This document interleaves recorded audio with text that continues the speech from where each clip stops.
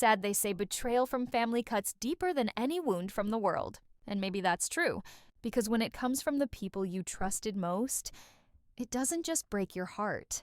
It breaks the foundation of who you are. Pause. My name is Evelyn Ross, and this is the story of how my father's dying wish turned into a battlefield of greed and lies. He wasn't a rich man, but he built everything with his hands. A small farmhouse, acres of golden land, and a name everyone respected. He used to say, "Evelyn, this land is yours when I'm gone. Promise me you'll keep it alive." And I did promise. I held his wrinkled hand and said, "I will, Papa.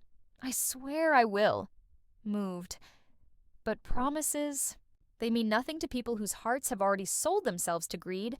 After his funeral, the house felt empty, too quiet, too cold. Then came the whispers.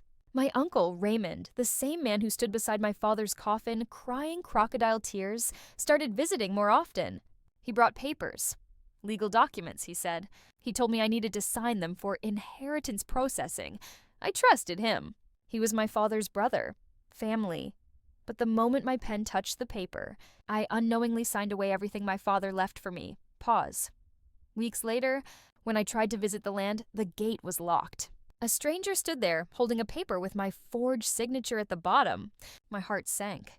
I ran to Raymond trembling, asking why. He looked me in the eyes and said, "It's not personal, Evelyn. It's just business. Angry business." That word echoed in my head like thunder. How could family treat blood like business? How could someone steal what was meant to keep our family together? Tears turned into rage. I searched for the truth. Every document, every signature, every witness. And the deeper I went, the darker it got. The notary, the lawyer, even a few locals. All bribed, all silent. They sold honesty for a few $1,000s. I sat alone in that empty farmhouse, staring at my father's photograph, whispering, "I failed you, Papa." I let them take it all. But somewhere deep down, a voice inside me answered, "No, Evelyn.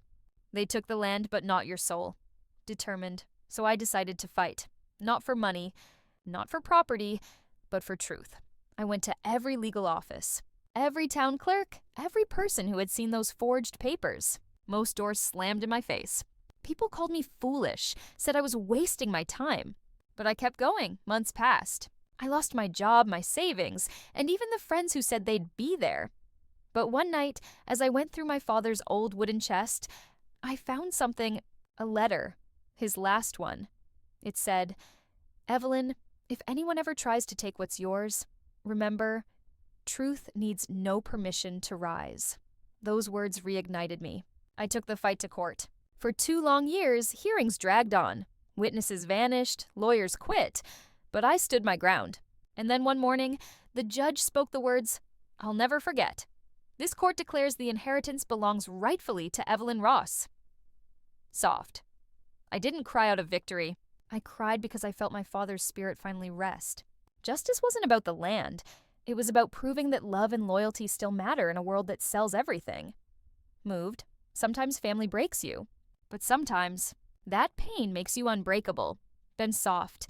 If this story touched your heart, please subscribe to The Silent Clause.